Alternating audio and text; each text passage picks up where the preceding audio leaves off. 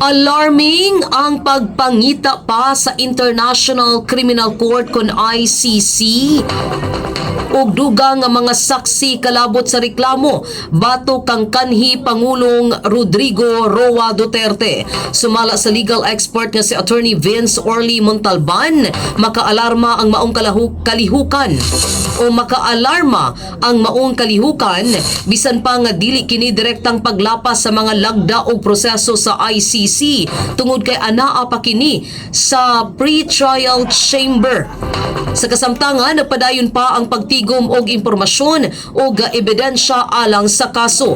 Gani gikwestiyon usab ni Attorney Orly Montalban ang kaligon sa kaso batok sa kanhi presidente. Diin kung ligon matud pa ang ebidensya, dili na kinahanglan ang pag-apila o pagpangita og dugang mga saksi. Gipadayag pa niini nga sa Pilipinas kinahanglang adunay prima facie kun evidence uban sa reasonable certainty of conviction aron mapadayon ang kaso. Tungod niini nga matud pa klaro nga adunay kahuyang sa ebidensya kan sa gisangat sa ICC ug kini makahatag og pangutana sa kusog og direksyon sa kaso batok kang Duterte.